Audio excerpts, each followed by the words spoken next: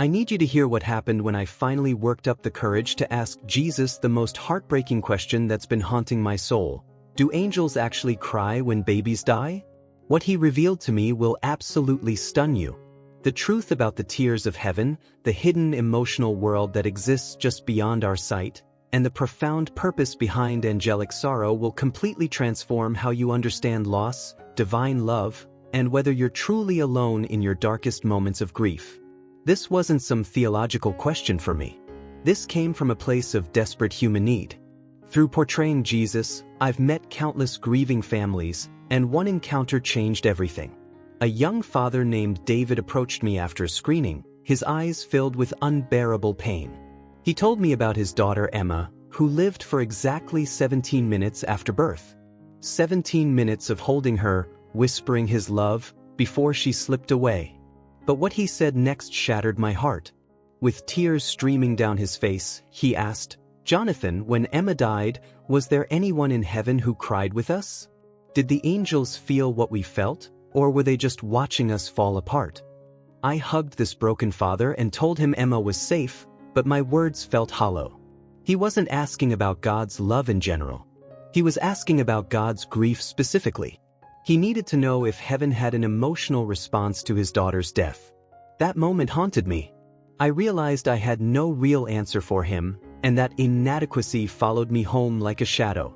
This conversation started a quiet obsession in my mind. How many people carry this desperate need to know that their pain is shared? We talk about God's love, God's plan, God's comfort, but what about God's tears? Do the angels, these beings who serve in perfect love's presence, remain unmoved when innocent babies die? This question became urgent as I continued filming The Chosen. How could I authentically represent Christ's heart if I didn't understand heaven's emotional reality? The disconnect between what I was portraying and what I actually knew began creating a spiritual crisis in my soul. I researched what scholars wrote about angelic emotion, but everything felt clinical and detached. Nothing resonated with the Jesus I'd come to know, the one who wept at Lazarus' tomb and blessed children with such tenderness. My prayers about this became desperate but unfocused. I'd ask, "God, do your angels cry?" But I wasn't prepared for an answer. I was afraid of what it might be. What if heaven really is emotionally detached from our deepest pain? The fear of that possibility was unbearable. But then I realized this wasn't just about helping grieving families or my own adequacy. This was about understanding the very nature of divine love itself. The weight of every grieving parent I'd met finally drove me to my knees with unprecedented desperation. I couldn't carry this question alone anymore. I had to seek an answer for David mourning his daughter Emma, for every parent who's wondered if heaven shares their tears, and for everyone who needs to know their deepest pain doesn't echo into an emotionally silent eternity. What Jesus revealed to me about the tears of angels will transform how you understand God's heart forever. But more than that, it will change how you experience grief, knowing you are never, ever alone in your sorrow. After David's question about angels crying, I couldn't escape it. The more I paid attention, the more I realized this question was everywhere, hidden beneath every conversation about infant loss. People weren't just asking if their babies were okay in heaven. They were asking if heaven itself was okay when their babies died. The letters started pouring in from viewers of The Chosen.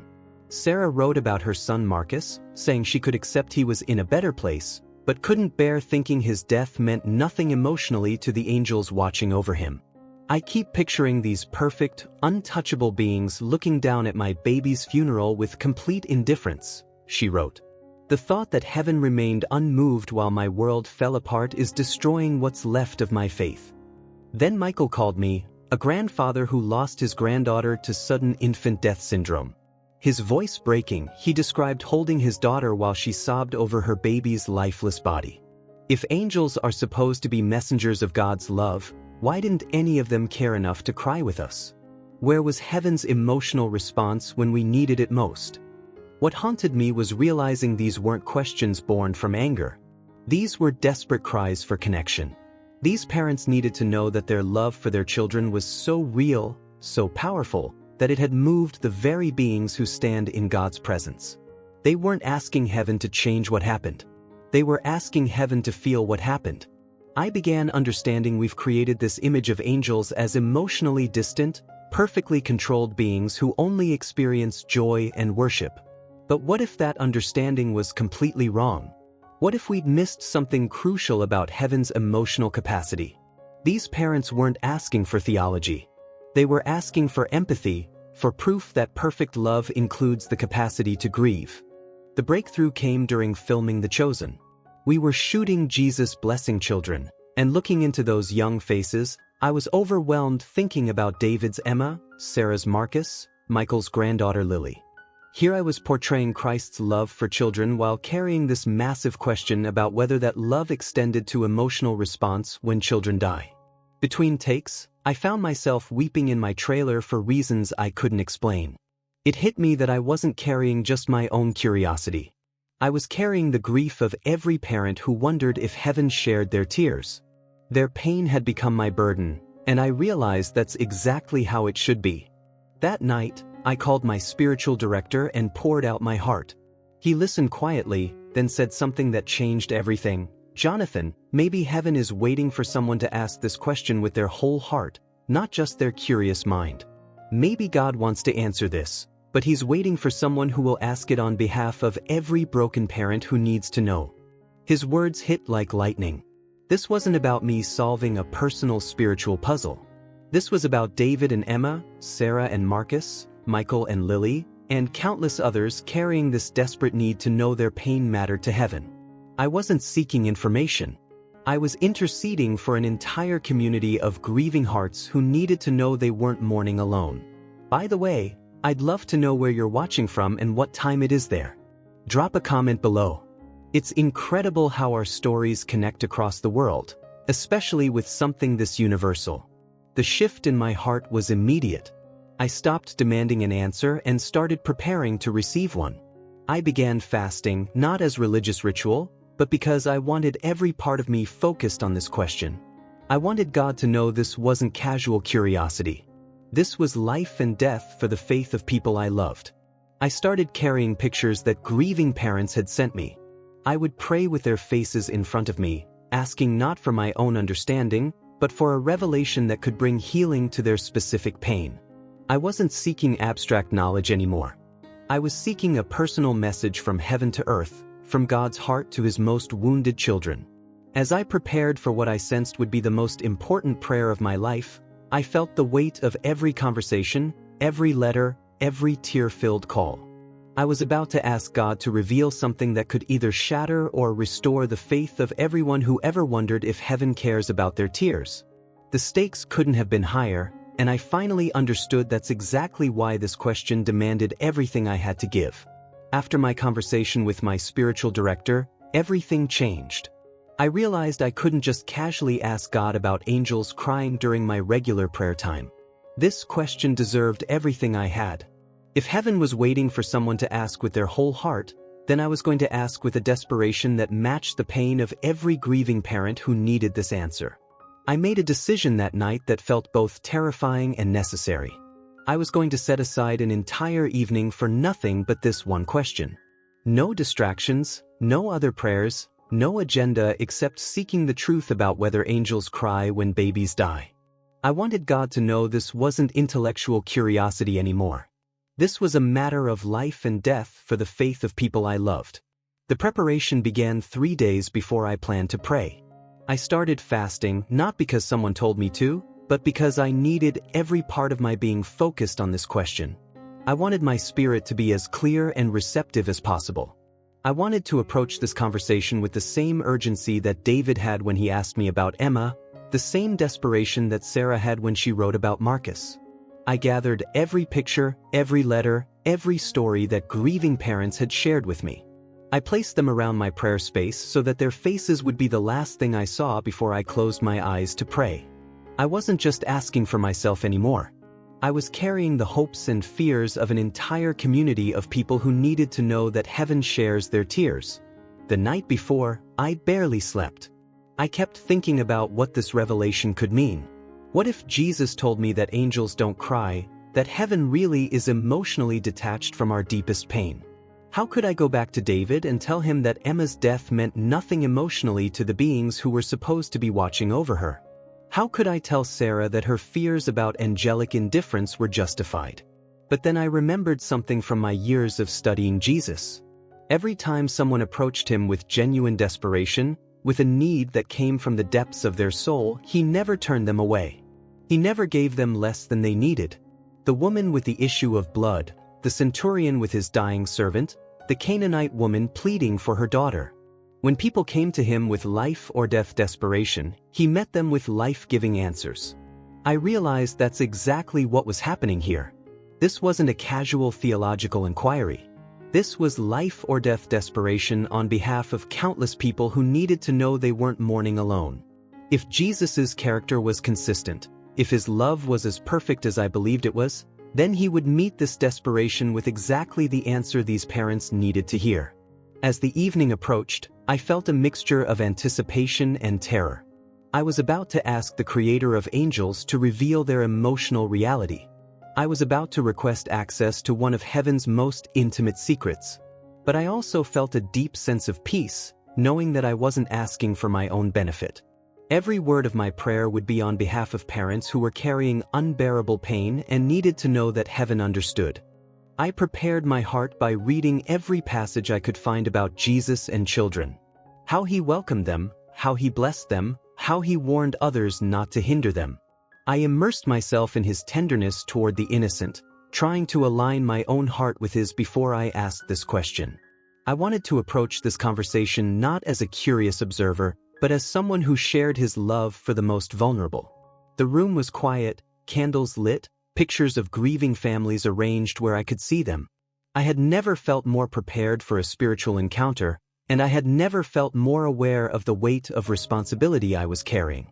I was about to ask God to reveal something that could fundamentally change how people understand grief, love, and the emotional reality of heaven itself. As I settled into prayer, I thought about David's face when he asked about angels crying for Emma. I thought about Sarah's letter describing her fear of angelic indifference. I thought about Michael's voice breaking as he wondered where heaven's emotional response was when his family needed it most. Their pain was my prayer. Their desperation was my offering. Their need for comfort was my plea to the heart of God. I knew that in the next few hours, I would either receive an answer that would transform how I understood divine love, or I would face a silence that would force me to reckon with mysteries I might never comprehend. But for the first time since this question began haunting me, I felt ready for either outcome, because I knew I was asking not for myself, but for every parent who has ever wondered if their tears matter to heaven. That evening, I entered my prayer room and spoke to Jesus as honestly as I'd ever spoken to anyone. Jesus, I have to know. When babies die, do your angels cry?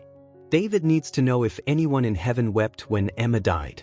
Sarah needs to know if the angels felt anything when Marcus took his last breath. Do your angels have tears? The moment I finished that prayer, the gentlest peace I'd ever experienced settled over the room.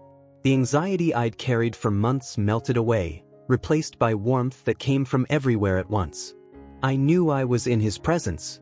What happened next was more real than anything I'd ever experienced. Understanding flowed into my heart, not as words, but as pure knowledge, as if he was sharing heaven's deepest secrets with someone he trusted completely. The first thing he revealed absolutely stunned me. Angels don't just cry when babies die. They weep with a depth and purity of grief that surpasses human sorrow. But their tears serve a divine purpose more beautiful than anything I could have imagined. He showed me that when an innocent child takes their final breath, something extraordinary happens in heaven. The angels assigned to that child don't just witness their passing. They participate in it. They feel the magnitude of love that child represented, and yes, they weep. But their tears aren't tears of hopelessness. What he revealed next broke my heart in the most beautiful way. Angelic tears when babies die are actually pure love condensed into liquid form. These tears don't fall and disappear. They're collected and transformed into something miraculous. Each tear becomes healing balm sent back to grieving families on earth. I saw it happening. I watched an angel weeping over Emma's tiny body, and each tear transformed into invisible comfort delivered directly to David's breaking heart. Those moments when he felt unexplainable peace in his grief, when he could breathe again, those weren't coincidences. Those were gifts of comfort, literally made from angelic tears of love for his daughter. Jesus helped me understand that angels don't cry the way humans cry. Human tears come from loss, from something taken away. Angelic tears come from overwhelming love, from recognizing the infinite value of the life transitioning from earth to heaven. They cry because they see what we can't, the magnitude of love that child brought and the eternal significance of their brief life. He showed me something that will stun you. When angels cry for babies, they're not crying because something tragic happened. They're crying because something sacred is happening. They see the baby's soul welcomed into the most beautiful realm of existence, and they're moved to tears by the privilege of witnessing such pure transition. The angels understand what we struggle to grasp. These children aren't victims of tragedy. They're heroes who completed their earthly mission in record time. Their mission was to plant seeds of eternal love in their parents' hearts, and they accomplished it perfectly. Angels cry tears of awe and reverence for little souls who changed lives forever in minutes, hours, or months. But here's what completely transformed my understanding of grief. Jesus revealed that angels' tears create a bridge of empathy between heaven and earth. When David wonders if heaven understands his pain, someone in heaven is actively weeping with him. When Sarah fears heaven remained unmoved by Marcus's death, the truth is heaven was so moved that tears were shed and transformed into comfort specifically for her heart. What broke me was understanding the purpose behind this divine design. God could have created angels who observe without emotion, who work with perfect efficiency but no feeling. Instead, he chose to populate heaven with beings whose hearts break when ours break, whose love for our children moves them to tears, whose empathy creates eternal connection between earth's pain and heaven's love. The angels don't cry because they're sad about God's plan. They cry because they're overwhelmed by its beauty. They see how a child's brief life becomes catalyst for parents' deepest spiritual growth, how death often leads to faith more real than before. They see the eternal picture and weep at the magnificence of how God weaves our greatest sorrows into his greatest masterpieces of love. Jesus showed me that every time a baby dies, heaven pauses. The angels shed tears that become prayers for the family left behind. Not tears of sadness for what was lost, but tears of worship for what was accomplished. Tears of intercession for parents who will miss someone they loved more than life itself. And here's what will change how you see grief forever. Our tears and angels' tears create a harmony of love that reaches God's throne. When we weep for our lost children, we're not weeping alone. We're joining a celestial chorus of grief that's actually a song of love so beautiful it becomes worship in its highest form. The angels don't just cry for our babies. They cry with us for us.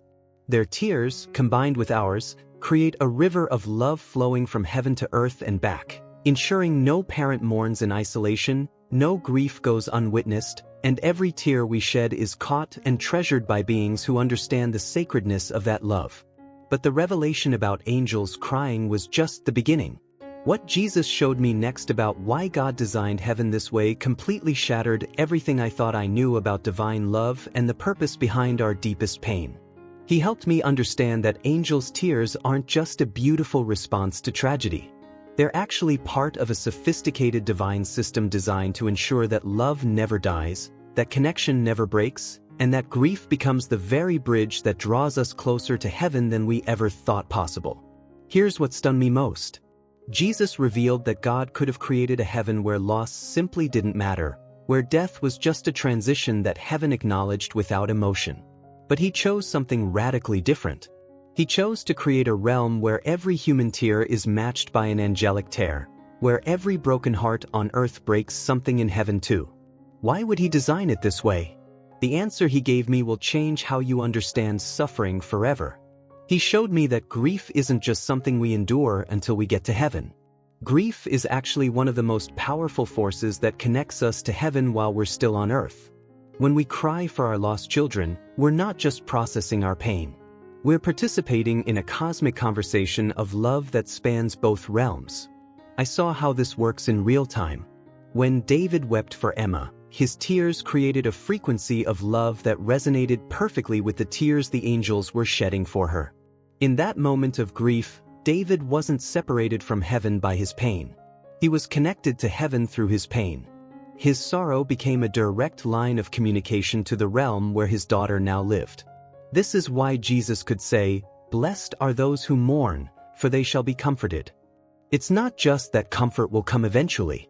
It's that mourning itself creates the very channel through which heavenly comfort can flow. Grief doesn't separate us from God. Grief connects us to God in ways that no other emotion can. But here's the part that broke me completely. Jesus showed me that the angels don't just cry for our babies out of empathy. They cry because they understand something we're only beginning to grasp. They see that these brief lives, these children who leave us too soon, are actually God's most powerful messengers of love. Their mission isn't to live long lives on earth. Their mission is to love so intensely in their short time here that they create eternal bonds that can never be broken. The angels cry because they witness the magnitude of what these little souls accomplish.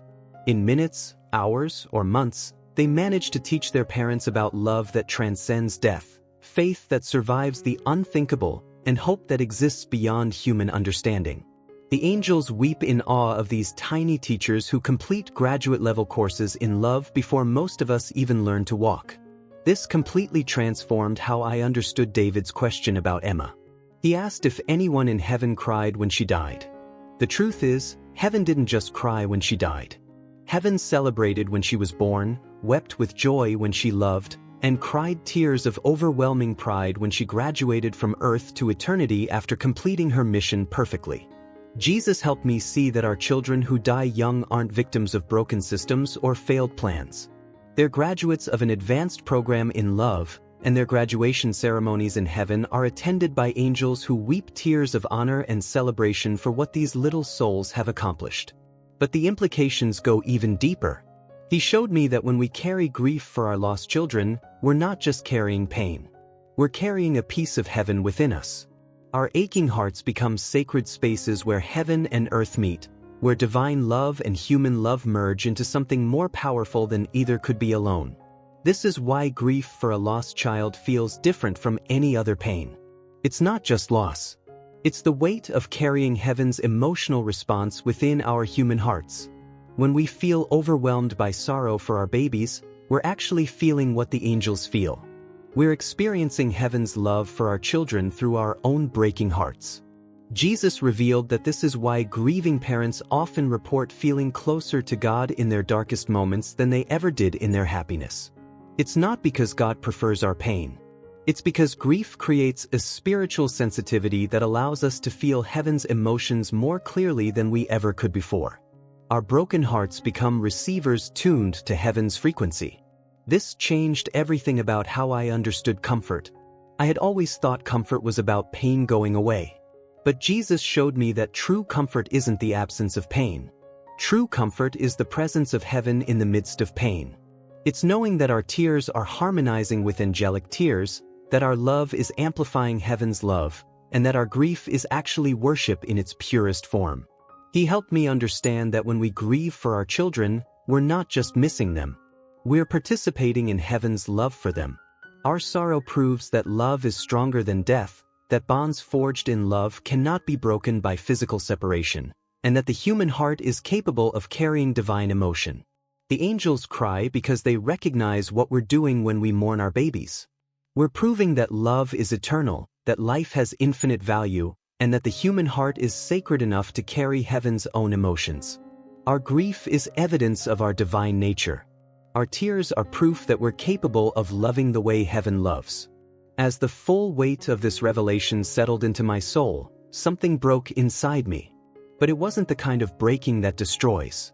It was the kind of breaking that heals, that opens up space for something bigger and more beautiful than what was there before.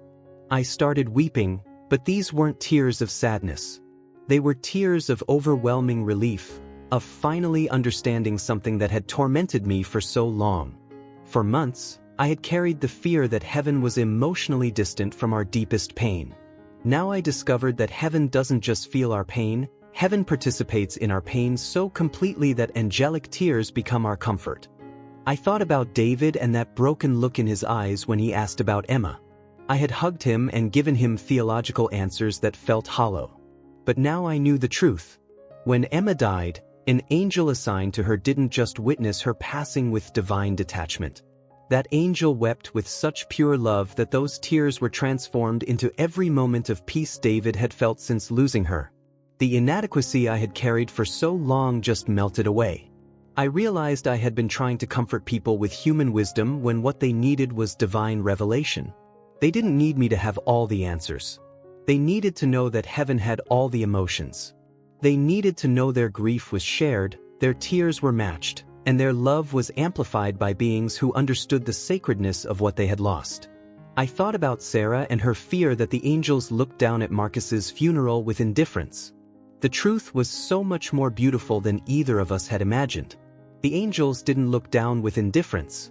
They looked on with such overwhelming love that they wept tears of pure worship for the little soul who had completed his mission of love in such a short time.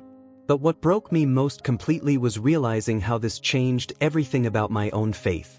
I had been portraying Jesus on screen while carrying this private doubt about whether heaven truly understood human suffering. Now I knew that heaven doesn't just understand our suffering, heaven suffers with us. The empathy of God isn't just a theological concept. It's a living, breathing, weeping reality. The room around me felt sacred in a way I'd never experienced. I wasn't just receiving information about angels. I was being trusted with heaven's most intimate secret, that love in its purest form includes the capacity to grieve, that perfect beings cry perfect tears, and that our pain matters so much to God that He designed His angels to feel it with us. I realized that every time I had felt alone in my struggles, every moment when I wondered if God truly understood what I was going through, I had been wrong. Not only does God understand, He has populated heaven with beings whose hearts break when ours break, whose tears fall when ours fall, and whose love amplifies our love until it becomes a song that reaches His throne. This revelation didn't just answer my question about angels crying. It transformed my understanding of what it means to be human. Our capacity for grief isn't a flaw in our design. It's proof of our divine nature. Our ability to love so deeply that loss destroys us isn't weakness. It's evidence that we're created in the image of a God whose love is so perfect that it includes perfect empathy. I understood now why Jesus wept at Lazarus's tomb, even though He knew He was about to raise him from the dead. He wasn't crying because He was powerless to help. He was crying because love itself demands an emotional response to loss. Even when you know the ending will be beautiful, love still weeps for the pain of the present moment. The weight of every conversation with grieving parents suddenly felt different. I hadn't been failing them by not having adequate answers. I had been preparing for this moment when I would receive the answer that could heal their deepest fear, the fear that their pain didn't matter to heaven. Now I knew their pain mattered so much that angels wept for it. As my tears finally subsided, I felt a profound sense of responsibility. This wasn't just personal revelation. This was a gift meant to be shared with every parent who had ever wondered if heaven understood their grief, with everyone who had ever felt alone in their darkest moments, and with anyone who needed to know that love in its purest form includes the willingness to weep. I felt like I had been given a sacred trust, to tell the world that when we cry for our lost children, we're not crying alone.